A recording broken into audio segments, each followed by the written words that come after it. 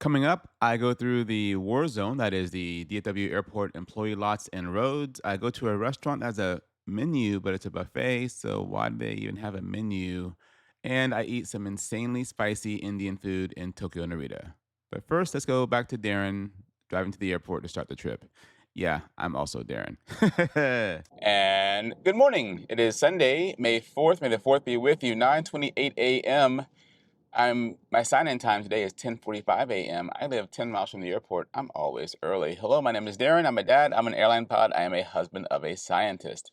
And I fly at 777 for a major airline based in Dallas. Today was a day off. This trip was not on my schedule. I picked it up Friday night on a date with my wife.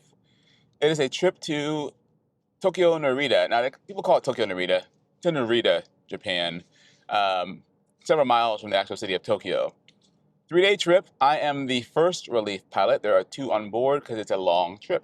It's about a 14-hour and change flight there and 10-hour-ish flight back. I think it's a 25-hour trip total, so that math doesn't work. Numbers are on the screen. Anyway, it's a 25-hour, 3-day trip. Now, at my airline where I work, the minimum credit for a 3-day trip is 15 hours and 45 minutes. The average 3-day trip like to London is 19 hours and like 30 minutes. So in the same footprint, 3-day footprint as London, I get almost 6 more hours of pay credit. Now there are longer flights, absolutely, but it's being more efficient than London is. Okay, it's a longer flight, and it's tough to deal with. You're going west versus east, but I enjoy going to Asia. It's something different, right? It's not London. I think all London. I just don't care about London security. So I am the first relief pilot. There are 2 relief pilots on board. What is a relief pilot? I'm glad you asked. So a relief pilot sounds what it is. I relieve the flying pilots when they're on break. So there's a captain, there's a first officer, and then there's 2 more first officers in back as relief pilots because it's a long trip. As a pilot, we can't fly any more than 9 hours per day. So on a flight to London, that is, call it, well, on the way back, it's like 10 and a half hours, right? So we can't have 2 pilots do the whole thing. So we break it up. And basically, you get 1/3 of that off on break. That's how it ends up working that way. On the way to Tokyo, Narita, it's a little bit different. Because it is a long flight, we do it in pairs. So one pair will take off, then we're all up front for takeoff. And then once we get to a certain altitude, we start wrapping things up in the back of the flight deck, and we'll go on break. And so I'll go on break for, normally we do 3, 3, and the rest. So I'll go on break for 3 hours. And they're flying for 3 hours, right? Once they're done, and then once my break's over, I come up front, and then they go on break for 3 hours. Since I am the first relief pilot, I'll be sitting in the captain's seat while the captain's on break. Once they're done with their break, they come back up front, and I go on break. Normally it's like 3.5 hours for my second break. And again, they're up for 3.5 hours, and then we swap. Then I'm up front in the captain's seat again for 3.5 hours, and then they'll come up sometime before landing. It depends on how comfortable the whole crew is, or that pilot is, with the destination. We're coming into Dallas. Most pilots want to be in their seat half an hour prior to landing. That's plenty of time to get resituated with the airplane, what's going on, any kind of mechanical issues that came up, get the weather, briefing, and land. International, it varies. London, some people want 40 minutes up prior. Asia, it can be a little bit longer, maybe 45 minutes to even an hour before, because they have these arrival routes that have built-in Slack, which the computer assumes we're going to do this whole wiggy-waggy arrival. And so it factors that time in, right? And there might be a 15-minute buffer that we're not actually going to do. So people want an hour prior to arrival, so they have cut off the arrival, they still have time to not get rushed or anything. Or they aren't familiar with the airport and they want an hour just so they can get familiar with the arrival, the local customs, the different ATC rules, that kind of thing. So I expect that to be the case on this flight, that the captain will want us he'll want to be up front an hour before landing. Now, what appears to be on the schedule is the first officer is new to 777, and they are getting their Asia checkout, or it could be their first IOE flight. I won't know till I sign in, and I'll see how many hours we each have. Like when I sign up for a trip, it tells me how many hours everybody has, including myself, and how many landings they have. But I can tell that they're not qualified. It's fully qualified anyway. So it's a check airman in the left seat, and then a normal FO in the right seat. As far as seniority goes, last time I looked, the captain, check airman, I can't tell his seniority. The FO is about 800 numbers junior to me. The other relief pilot is like 5,000 numbers senior to me. So I'm pretty much so in the middle of seniority. It doesn't really matter too much on the airplane. I expect that the other relief pilot is probably on the airplane a long time, and so they'll probably be in charge while the captain's not up front. Even though I'm in the captain's seat, the other relief pilot probably has more experience on the 777 than I do. Therefore, they'll be in charge. That's how it typically goes. As far as my month goes, my original schedule for this month, because I'm very junior on this airplane. Again, I've been here 7.5 years, but my seniority on the airplane, my seniority at DFW on a 777 in the first officer seat is very junior. And it all happens to do with my company seniority and where I slot in. So I'm very junior. So when I bid for my schedule, I get the leftovers. So I got 2 Londons and 2 Madrid at my schedule for May. Of those 4 trips, I think 1 was a flying trip as a first officer, the other 3 were relief pilot trips. I only have 1 of those trips still on my schedule. It is a relief pilot trip to Madrid. Everything else I've gotten rid of. So as I drive to the airport right now on May 4th, I have this Narita. I have a long time off, like 2 weeks off. And then I go to Rome, and then I go to Madrid. That isn't a full month schedule as far as credit or pay goes. So I'll be picking up something. My limit for the month, company imposed limit, is 111 hours of credit. I can't fly that much for the FAA, but credit and flying aren't the same. So I hope to pick up some soft time trips to get up to close to 100 hours. I like to get up to like 95 hours of credit for the month. That's where like my comfort zone is mentally. I don't know, but that's where I like to be. So see if I can get up there. I'm not too worried about it. Right now, I think I'm at 67 hours. So if I pick up a London, that would be another 20 hours. That'll be at 78 hours. No, 88 hours-ish. And then if I can pick up some kind of easy 2-day trip that has some soft time, that would put me over the edge. We'll have to see. So come along. Again, 3-day trip to Narita. I do hope to I probably won't find any, but they have this denim, this selvage denim that they have over in Japan. It's a kind of a fad here in the U.S. Over there, they just call it these days known as denim. But it's really heavyweight, high-quality denim jeans. They're very expensive, but they looked interesting to me. I can't find them any per se in Narita that have like a denim shop, because again, to them it's just jeans. So they're mostly outside in the other prefectures. So I'm gonna go to the mall in Narita, I hope to, and shop around, see if I can find some jeans in my size. Do the whole millimeters, whatever the other conversion to inches, see if I can find any. Beyond that, I'm not going to do too much in Tokyo or into Narita, because to me, Tokyo is further away than Narita. I've been to Narita. This is like my 5th or 6th trip, and I've been to the temple enough. All right, it is 9:36, and again, I don't have to be here for another hour and 9 minutes. I like to be early. It's just who I am in my nature. I don't like to rush. All right, let's go inside. Well, let's park my car and survive this horrible employee lots, because the DFW Airport does not care about the comfort of the employees who have to park in the employee lots or our vehicles, full of potholes and divots, and they flood. They don't care. All right. I said it before, and I'll say it again. The airport doesn't really care about the employees that work at the airport as far as their cars and their condition of their cars. They are doing some repairs right now, but they are a long time coming. They took previous employee lots, repaved them, and made them paid lots that are in great condition, while the adjacent employee lots are not in good condition.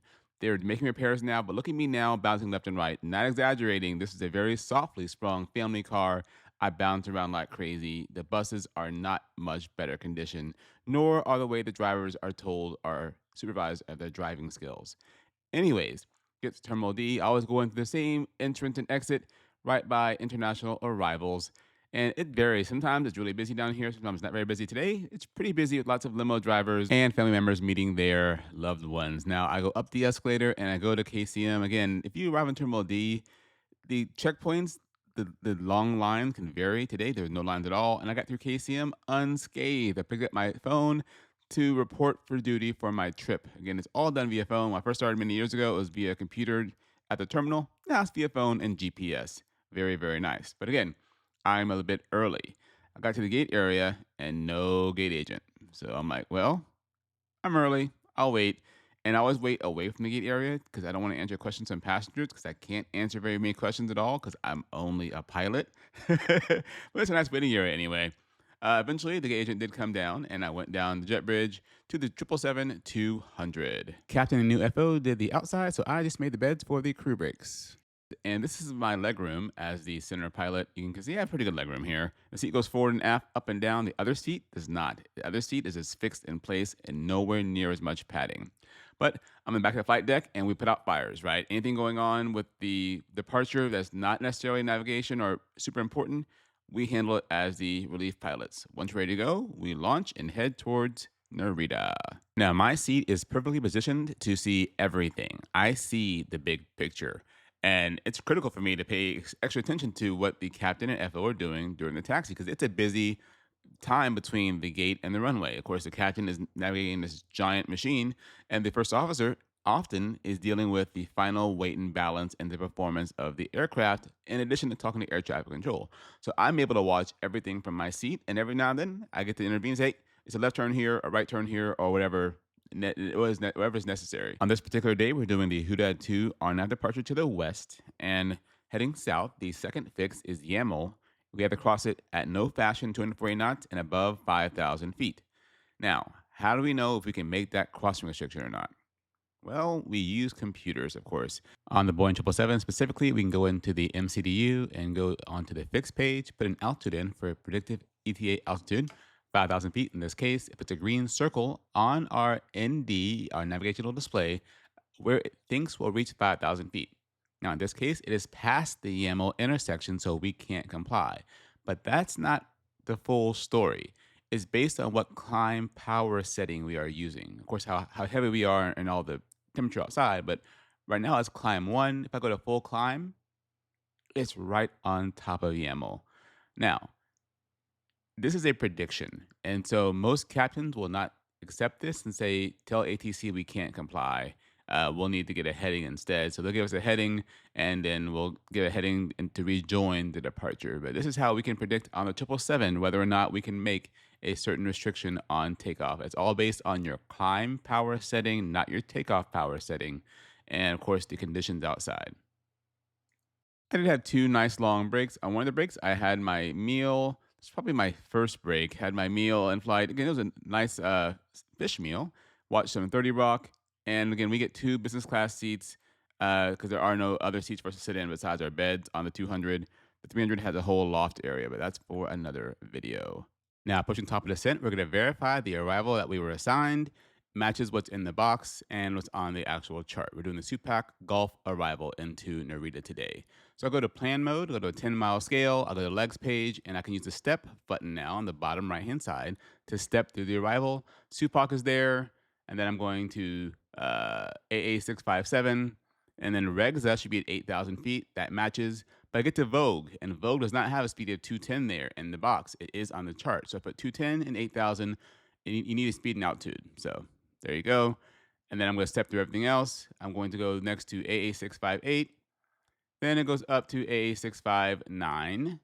And then Safra at 210 and 8,000. That one is there. Then it goes way back over to Casio at 6,000. And then Jimin. And then from that point, it goes to the 1-6 left approach. So from this point so far forward, everything is correct.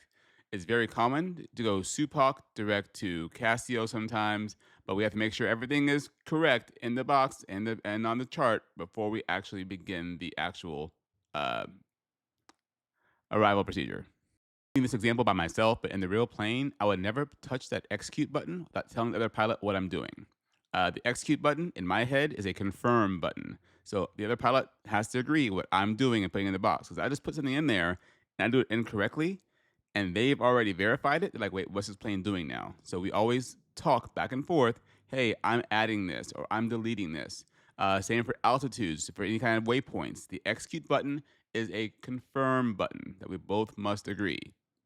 Actuality, on the arrival into Narita, they give us smaller step downs, but I'm gonna just go ahead and put in 8,000 feet. That is the bottom of the star. So I'll put 8,000 feet in the altitude select window, and then I'll push it in, letting the plane know, hey, at top of descent, you can go ahead and begin the engine idle descent down to 8,000 feet. Then I'm going to speed up the video because it's a long time to go from 390 to 8,000 feet. So bear with me. And while we're descending down, all of our descents are predicated on what we put in the box for our VNAV descent. It's a speed, right? So if I put in, I want to descend at Mach 8.4 and then go over to 310 knots, it is basing all of that to be able to do a 310 knot descent at idle. What happens if they give us a speed reduction, like speed 290? Well, that's when we have to get speed brakes involved. So we normally use 290 or so to descend. It's a good buffer and a good speed that we can get some turbulence and not cause any issues. And it does allow some wiggle room for the approach controllers as well. And for the 777, if you are in a VNAV path descent, even at speed 290, it will honor 250 below 10,000 feet. So a lot of new pilots, the 777 will get a little anxious. Same with the Airbus. It did the same thing. It was also pretty smart. But when it gets to 10,000 feet, it will level off, slow to 250, and then begin descending again. So some people will freak out. I'm just turning the lights on because, again, I'm flying this sim by myself, and I am doing the best I can with Microsoft Flight Simulator. But you will see it get to 10,000 feet. It'll slow down, and then it'll continue to descend.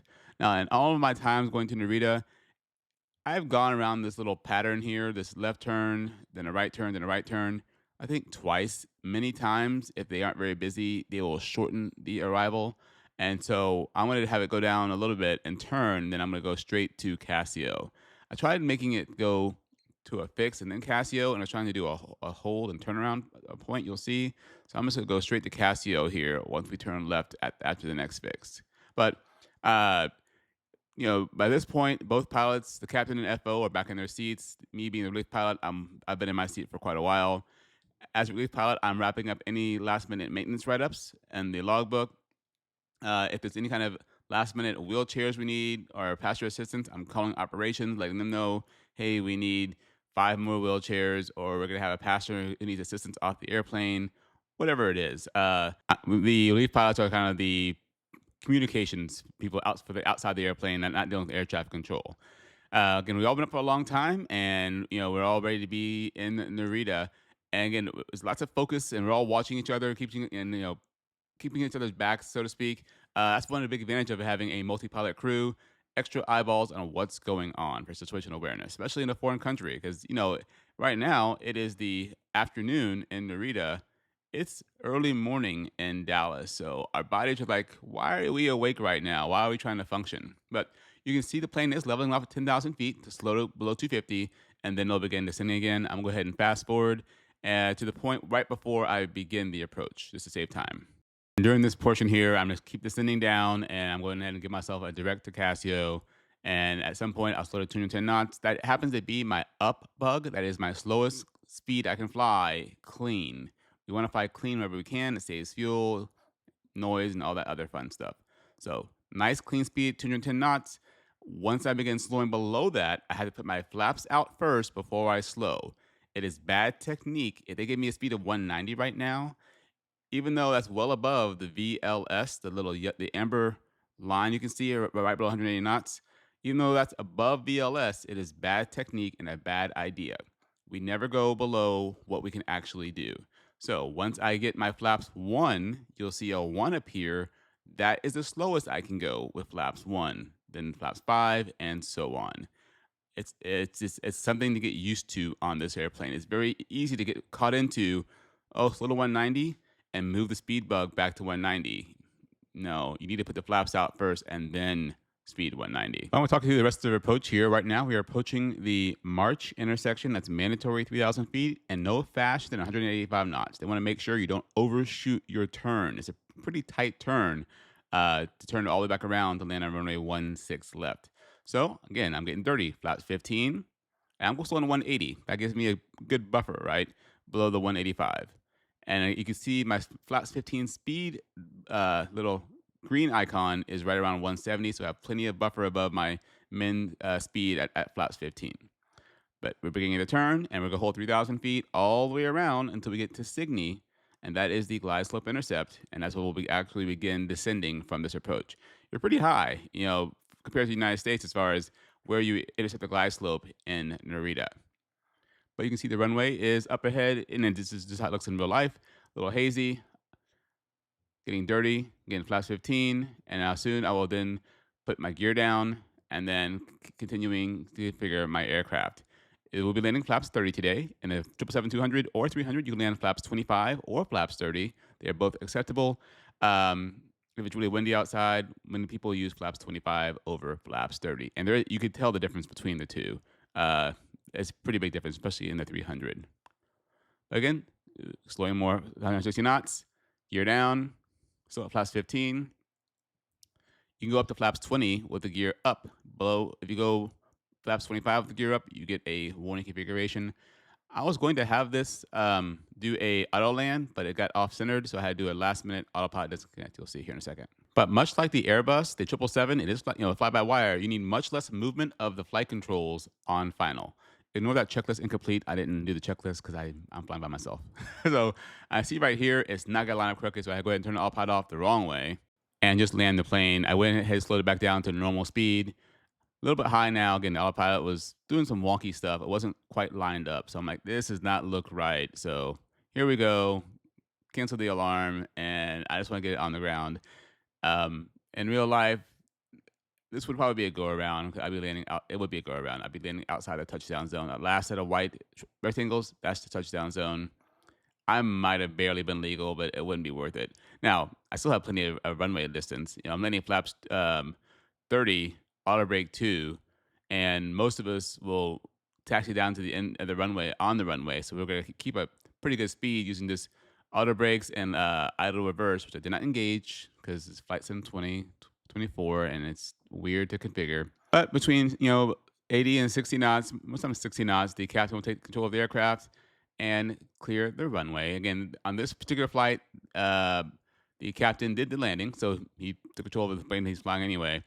Cleared the runway, clean up the airplane, and then we get to taxi to the gate. And again, we always brief the expected taxi route, have a little bit of an expectation bias to get used to what we should see and hear when we get on the ground. They have a different naming system than they do in the United States. Let's go through that real quick. Parking at gate 72, and so we'll go from tower to ground, and we'll tell them we're parking gate 72, so I'll go ahead and mark it on my stand. Now, we're coming off the Kilo taxiway up here. Let's say taxi via Kilo, Echo 2, Charlie, the Papa 2 gateway. They use gateways here. Now, once we are on Charlie, we'll go ahead and call the ramp, and we'll say we're on Charlie for gate 72. We'll say enter via Papa 2 gateway, Papa 2 to park. So, Papa 2 gateway, Papa 2 to park. Now, the frequency is right there, 121.75. You see that line next to it? That is the line between ground and ramp. That little dark line there. But we'll get to the gate, we'll shut them down, and then head into the terminal, and we are done. Mr. Cameron made a great landing on 16 left. Then we went up the jet bridge, the typical Japanese red carpet in the airports. Again, nice sunny day. I've had pretty good weather here in Tokyo. Almost all my flights, except for tomorrow, will be nice and rainy, but today was nice.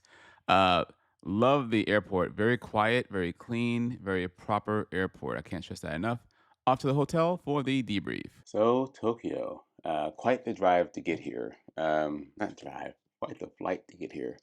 Currently 3:55 local time, 1:55 a.m. in DFW, Dallas, right? So, I've been awake for a long time. Well, I haven't had a full night's sleep. I woke up this morning at 6 a.m. Dallas time and got my kids donuts. Well, me donuts too, but 6 a.m. and I went to Shipley's to get donuts. So been almost 20 hours, 20 hours since I got out of bed. Long flight. Got to the airport, signed in, couldn't go down the stairs right away because the no gate agent. Went down to the airplane. First pilot to arrive. No. The FC was walked with me. He walked up at the same time. I had texted the captain, asked if he wanted me to not do anything because when I signed in, I could tell the FO this was his very first trip ever. He had 0 hours in the airplane. Captain didn't respond. That's fine, whatever. But the FC had talked to the captain downstairs. So he said, yeah, don't do the box, the MCDU. Not a big deal. So the FC, the other FO term we use here, FC is the term we use here. He did the flight deck pre-flight, and I just made the beds. That's it. So I made the beds twice. It's easier that way because there's 4 pilots, so there's 2 bunk beds in this darn plane. So I make one bed with a bottom sheet, then I put another like blanket on top. Then I put another bottom sheet on and a blanket on top. And then I put 2 pillows on top of each bed. And that way, when the first set of pilots are done, they just take off 2 blankets, really, put two new pillows down, and you're good to go. It's because the next pilot can just lay there, right? Anyways, that's less making beds. You don't care about that. We pushed out on time. Captain flew the leg over. Left from Delta 29, I think it was, when it left departure. Again, we're too heavy to make the crossing restriction. Not a big deal. And then once we took off, I'm in the FB. I'm in the middle of the flight deck. I'm just staring at the printer because when the printer prints out our fuel progress log, it has every waypoint and time and everything else. But most importantly, has the time where we have our ETA on the ground in Narita. And I use that time, and then I back it up to some number. Normally, if it's like 12:04, I'll say, hey, 12:10 is when the brakes start, and the brakes stop at some point in the future. Normally, it's like an hour before landing, and then I use that with an app to make our brake times. And the captain, I asked him, "Do you want 3 and 3 and split the rest, or even brakes?" He wanted even brakes. Brakes about 3 hours long per person. So shortly after takeoff, I went back and I started my 3-hour break. The other FO, the FC, other relief pilot, he went to the bunk right away. For my first break, I went to the seat. We had 2 first-class seats, business class seats, but first-class seats anyway. So I went to the seat because I don't really take a nap at noon on a Sunday afternoon, right? So I'm in the seat and I took a nap, but not like I wasn't sleeping. But I kind of laid there and I just closed my eyes, listened to my radio podcast I listened to for about an hour and a half, and then I watched some 30 Rock, 30 Rock, and had my meal. I wasn't having my meal up front, but I said I'm a little hungry, so I had my meal in the back. It was salmon. It was fine. Fish on airplanes. It was fine. Uh, Break was over. Went up front, and we were right by Alaska. And so I was up front for 3 hours, and I was pilot monitoring on this leg. Was talking on the radio, CPDLC, and then our position reports. Maybe I'll show you what that looks like on a fake one. For 3 hours, and then the captain came up front for 3 hours. So I went back, and on my second break, I went to the bunk for 2.5 hours, and I got almost no sleep. So on first break, I had like an hour and a half nap. Second one, maybe half an hour at most. I think I just tossed the whole time. Kind of sucks. The other FO relief pilot did come into the bunk as well because the bunk beds. He's there for a little while. Then he left. I have headphones and an eye mask on. I can tell you got in there. Anyways, I went out to my seat for a little bit, and then I watched one episode of 30 Rock. That's my new current thing. I watched 30 Rock. So back up front, and then it was pretty bumpy for a while, and we were stuck where we were. There's aircraft above and below us, so we couldn't go up or down. But I was up for the rest of the flight. At that point, it was 3 hours plus 1 hour, because 3 hours for their break, and then an hour prior to landing, they came up front. Part of my job as a relief pilot is whenever anything breaks in the airplane, like passenger items or anything that breaks, I write it in a logbook. So I fill out the logbook and I look up all the codes because, say if the coffee maker breaks at the third galley, well, I can put in the logbook, coffee maker at third galley is broken. But in order to give the maintenance people a big heads up, I can send a specific code. We have this coding book in our EFB, and it can say, all these, they have all these descriptions of what is could be broken, and so I use this code along with a location code to send them a message. And so I send them these numbers, and it gets decoded by a computer, and so they know the coffee maker at this spot is broken. Because you can say the coffee maker at the third galley is broken in 5 or 6 different ways, right? But the code is exact. So, anyways, part of my job is doing that. I did 5 codes, not too many, all cabin related. Uh, Coming in here, it's a little bit not have a language barrier, but they speak Japanese as their primary language, so you have to listen really closely to all they're saying, and it takes some time readbacks to a couple times to get things correct. But we got it. We managed to get it. Landed 16 left into the gate and done. So they're all going out to dinner. I'm not starving because of my semaglutide, but I'm going to meet them at 5 o'clock. So in 48 minutes from now, 58 minutes from now. So I'm going to change clothes, not take a nap. Well, I want to take a nap, but not take a nap, and go out with the guys somewhere and hang out. But yeah, Narita, long flight. The flight back tomorrow is less, so that's a good thing. Here's something I've never mentioned before. Um, so when I travel, my wife and I were in different time zones, right? So to make sure we don't disturb each other, because like our text will come through our iPhone filters no matter what. Um, we email each other. It seems weird to email your wife or husband, right? But we will email what's going on, like a status report.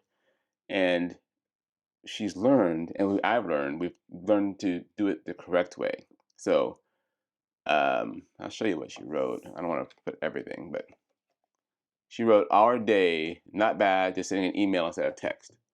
So I got worried. Like I'm always worried I'm gonna land and get this horrible text, something horrible happened, because I'm out of contact for 16 hours. Anyways, I like the way she started this. Our day, not bad, because it's a long email. So I'm like, oh my gosh, I could be like, oh my god, what happened? But by her starting it with our day, not bad, whew, uh, helps me calm down. So that's what we do. We email and not text, unless it's like critical, which is never really critical. That way, I don't get wake up in the middle of the night, and she can wake up in the middle of the night by me texting something stupid or benign. Anyways, all right. Time to change clothes more. I just changed my shirt because I've been in that uniform shirt for a long time now, and we'll head downstairs and go somewhere. The captain used to live here for a couple. He worked for ANA for a couple of years, so he used to live here, commute from here back to the United States. He knows Narita pretty well. All right, let's go. So in Narita, many of the hotels have a transportation service that's free for all hotel guests to go to various parts of the city. And so we all hopped on the bus. It was very busy because, again, every hotel guest wants to leave the hotel because I think many people arrive and stay in Narita before they go to Tokyo. We did the same thing when my wife and I came many years ago. Uh, it was standing room only. But I hopped on the bus and we went downtown Narita, and we ended up going to a restaurant that the captain knew about from when he lived here many years ago. He worked for ANA during some bad times at America West. So he lived in the city of Narita and flew for ANA. So he knows the city very, very well. So it's kind of nice having a local guide to bring us around. Apparently, the restaurant we went to, like a Spiral Staircase restaurant, I believe it's called, is well known among flight crews. I had never heard of it before, but it was just us and some FedEx pilots initially, and then some random Americans just happened to wander in there with their son, and we talked. They sat at our table. We talked to them for quite a while. They're having a pretty nice vacation here in Tokyo. I mean, Narita. Here's the menu. It's a buffet. You get goiza, green salad, teriyaki chicken, French fries, kind of odd one, and ice cream with a pancake. And they have these giant drinks. I ordered a Coke Zero, a small one. You'll see how big it is. It was giant, but that's the whole menu. It's pretty simple, and it looks like there's just two people that cook and serve you. The kitchen was right there. You saw in that previous clip of the video, but it was really, really, really good food. I am on semaglutide, so I couldn't eat that much, but these Goyas were really, really, really, really good. I can't stress that enough. We all had our fill. You could order more if you eat all of them. And then here's my Coke Zero, giant Coke Zero. I mean, I didn't finish the whole darn thing. All the food was very good. Dessert came, and I'm like, I don't need dessert, and it's gonna hurt if I eat it, but let's eat it anyway. Again, the tables are kind of like family style. I see the family sitting next to us from California.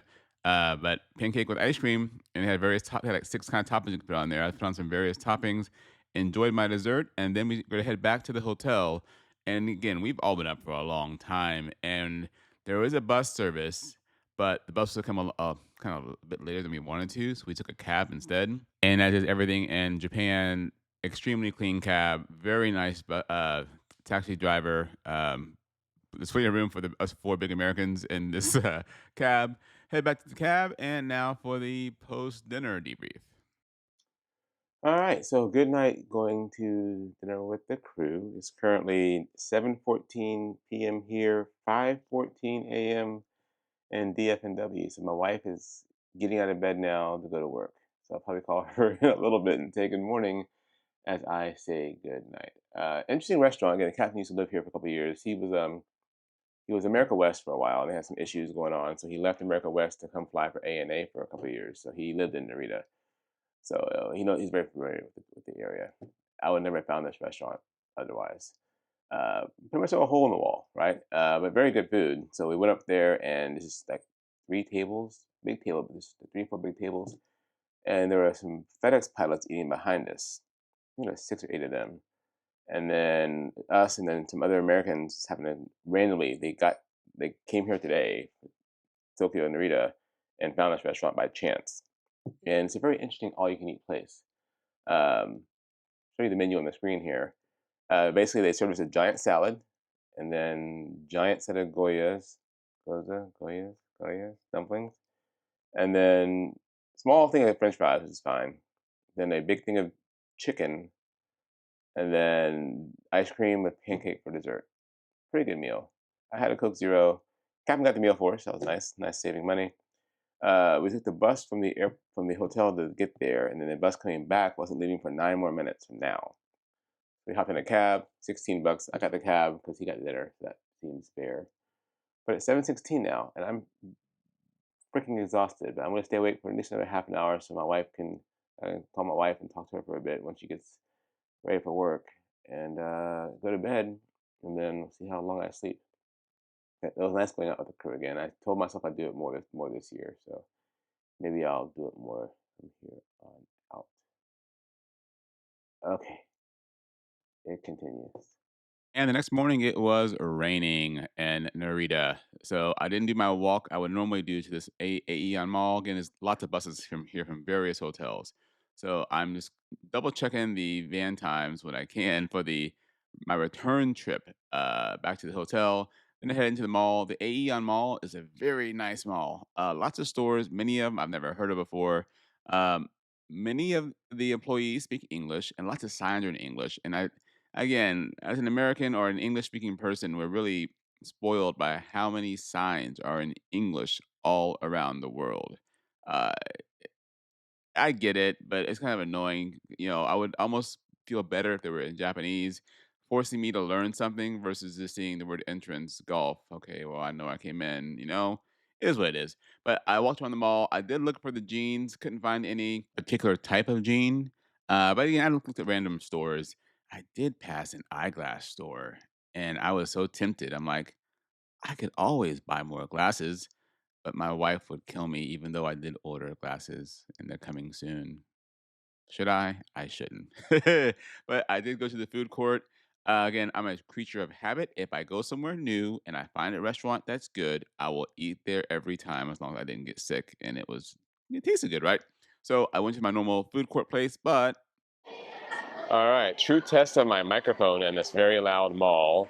It is the next day. Went to bed last night. I woke up around 2 in the morning, like I expected to wake up at 2 in the morning. Uh, Awake till about 5 in the morning. Went back to bed. Yeah, fell asleep again. Till about 6:30, about an hour and a half extra sleep. Went downstairs, had breakfast with the captain. He happened to be down there. We talked for quite a bit about training, the industry. His son is trying to get a job in the industry as well. Had breakfast, and then I went back upstairs, played some GTA 5 on my Legion Pro. Looked at the trips for next month. They have Venice, Italy as a new destination, and decided I want lunch. And I used to walk to this mall, but it's raining outside. and I got my hair wet. So I hopped on the bus, and I thought I was on the wrong bus at first, but it was the right bus. But got here. It took 55 minutes, 45 minutes to get here. It's a 55-minute walk because it makes other stops on the way to get here. But it's what it is. Now, normally in this mall food court, again, I've been here before, and I eat at the same place everywhere I go, right? But the place I went last time, I swear they had a QR code for the English menu, and I couldn't find it. And it was a little too intimidating ordering if I can't see a small description where it is. So I walked around the food court instead, and the McDonald's has a big line at it, like long, you can't tell, but there's a long line at McDonald's. And the place I ordered from, the Haldosa, but the Haldosa biryani had no line. They're like, oh, that's well, you never know about having a no line place. But we'll see how it is. I did order some crazy spicy food. They don't offer soft drinks, so I ordered a mango lassi drink instead. We'll see how I handle the stupid extra spicy food. I know what I ordered is very spicy, so we'll have to see. Currently 11:05 a.m. So I'm gonna leave here about 1. I'm expecting. I'm back hotel about 1:30. Took about a 2-hour nap ish, and then get ready to go to work. Because I am the relief pilot, I don't want a big long nap before the flight because I get on the airplane, I go to bed right away. So I want to have just a small nap on the airplane, awake, another small break, awake, and we're there. It's a much shorter flight there than the flight here. So, all right, now I'll wait for my lunch. I'm fairly certain I had chicken vindaloo. So if you know chicken vindaloo, it's always really spicy. I survived. I ate all of it. It was extremely good. The naan was extremely good. Again, it's naan, not naan bread.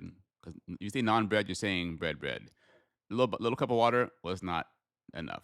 But anyways, I like this gaming area here. I need to get actual Japanese money to play, but they have a ton of these gaming areas, like little claws get your prize kind of thing. Then I went shopping for my jeans. I could not find any actual raw denim. It says G Star Raw. It wasn't raw. It was just regular jeans. And I looked all over, and I did find some jeans I liked, but they weren't quite in my size because I'm not. I've lost a lot of weight, but I'm still a little bit bigger than the average Japanese man. So I like the style and I like the jeans. Maybe I'll buy some next time I'm there.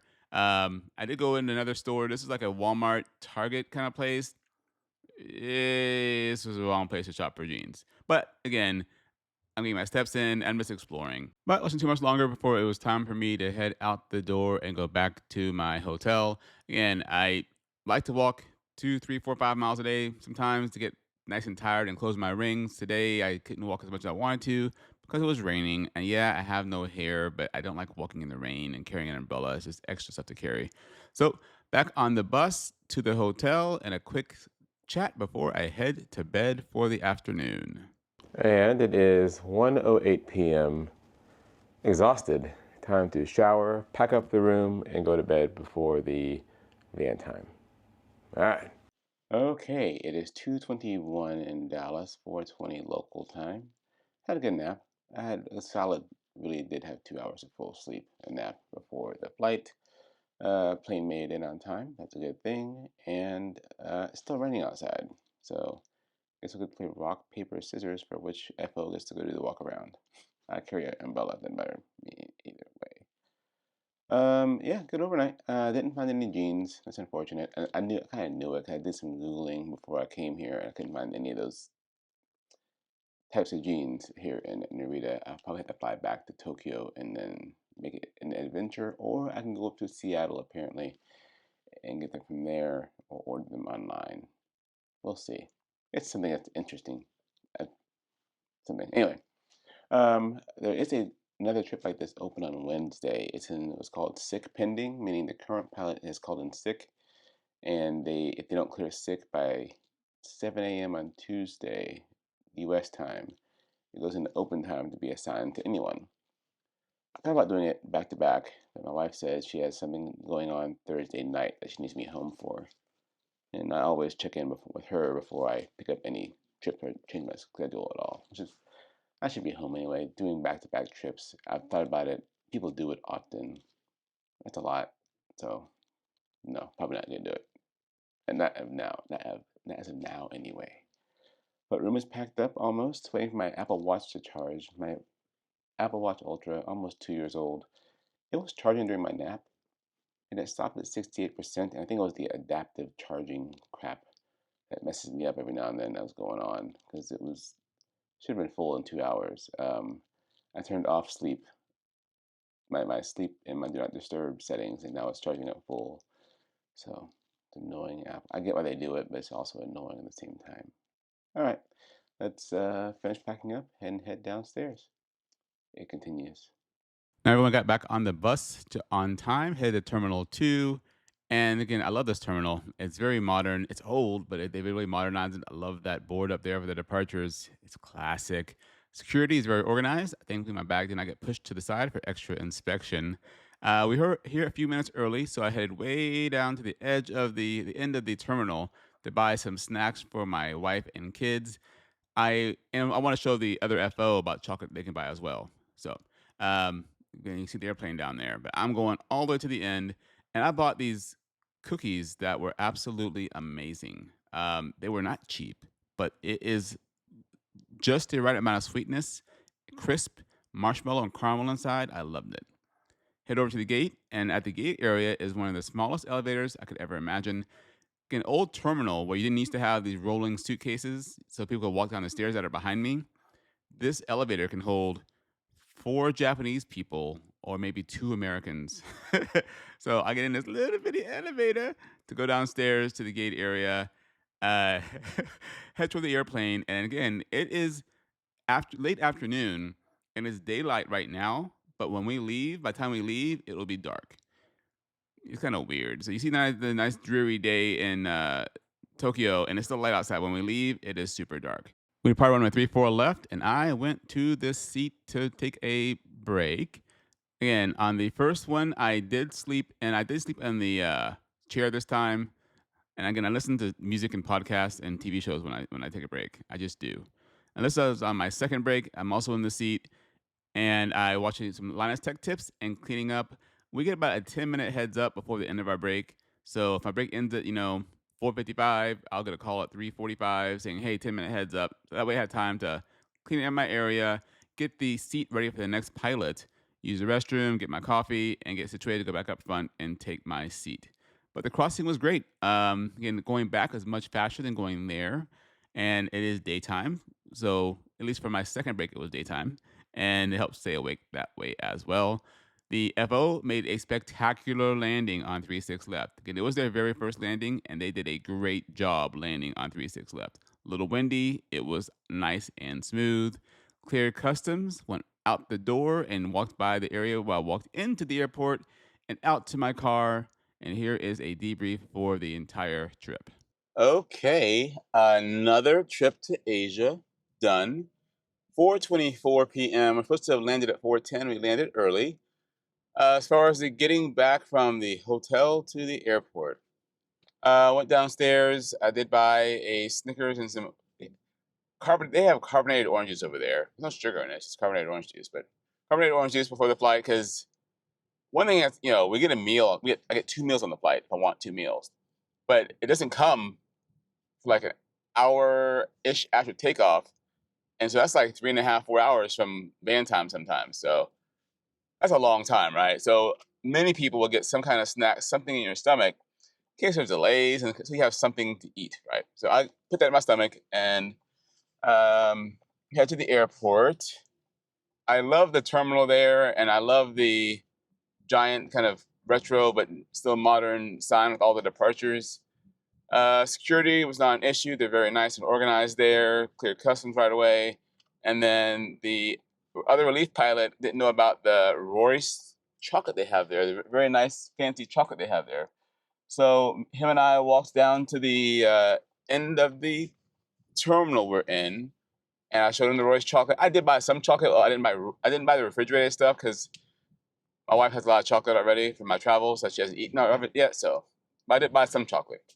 Down to the airplane. It was really warm. They had like the preconditioned air on hot, and it was like, man. So they disconnected that. The other FO went out to do the walk around. He likes cold. I hate cold. I hate cold. You know that I hate cold. So I stayed inside and I made the beds. That was my pre-flight duties, was making the beds. And how I like to do it is I'll make each bed twice. It's less work for everybody. Made all the beds, and then the new FO for his first real flight, because the captain flew here. So he had to learn how international operations work in Japan as far as getting clearance and the way the normal taxi route and all that fun stuff. Getting clearance was not a non-issue. We were not very full, and the gate agent wanted to close the door like 35 or 40 minutes prior. You're gonna run the light that bad? My light's already green. Don't ever trust a green light. Always look. You're an idiot. 40 minutes early, right? We hadn't even got our clearance yet, and they wanted to close the doors. We had to wait to get our clearance and make sure everything was kosher. But we pushed out early, like 10 minutes early still. And the normal long taxi around the airport. He did a nice takeoff, roll and climb out. And then I was just staring at the printer, waiting for the fuel and times to print out. And then I just read the times off to the other FO, and he used his app to make the breaks. The captain wanted to do not equal breaks this time, a long and short. So we had about 3-hour break for the first break per pilot, and then right at 2 hours for the second break per set of pilots. So I went back to the bunk. I got on the top bunk, and I was knocked out sleeping. I slept for easy, good, solid 2 straight hours, if not more. Woke up to use the restroom, had about 40 minutes left, went back to the bunk, slept in a kind of toss and turn for that last 40 minutes or so. I know the other FO left the bunks before I got out. Went up front, it was still dark, a little bumpy. I was in the captain's seat, and we were way north of Hawaii, south of Alaska. So they were closer to Alaska area. So all of our diversion airports were going to be the Alaska side. And did my 3 hours stint duty. I did get my meal at that point. I had fish again because the other FO didn't care for fish. I wasn't that hungry, so I kind of nibbled on some stuff. Swapped out with the captain, went back for my 2-hour break. And then for my 2-hour break, I just went to the seat and I put on some YouTube I downloaded, put my headphones in, put my eye mask on, and again, I can't stand silence. So I just listened to YouTube, fell asleep.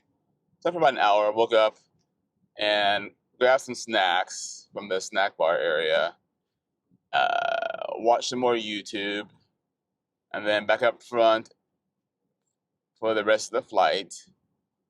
And by this point, the sun was coming up. I think the sun was coming up on my first 3 hours stand up there. Anyways, back up front, put up my sunshades for sure. We were just around the California area. And we were at 39,000 feet. It did get bumpier, so it was a mix of seatbelt sign on and off, and then all 3 other guys were commuters, so we were doing Mach 8.5, trying to get here early. But when it got bumpy, I had to slow down to like Mach 8.2 sometimes. Still pretty freaking fast. Getting into the area, it did get even bumpier, and some weather that had moved out of the area, but still a little bit of turbulence. I gotta see which way to go home because it's 4:29. No, not work, and I have 2 ways to get home, and it's saying to go that way. Okay. So on the arrival, it got a little bit nutty because they changed our runway right at the corner post, and they had initially briefed 36 left, then they gave us 35 center, and then they said, hey, if you want, you can have 36 left. We got by 36 left. Not a big deal, but it was the first, in the sim environment, everything is nice and smooth. Well, it's pretty bumpy. So this is the first time descending in turbulence in the 777, and he had to. We could tell him like, usually use flight level change when you get a big descent, not VNAV, not a big deal, but he got down just fine. Line up 36 left, broken. We broke out about 4,000 or 5,000 feet, so plenty of visibility, and maybe a 8-9 knot crosswind, and he brought it down very well. Very good landing for his very first landing. And before that, so me being the relief pilot, the first relief pilot, my job, once they come back up front, is I do the logbook.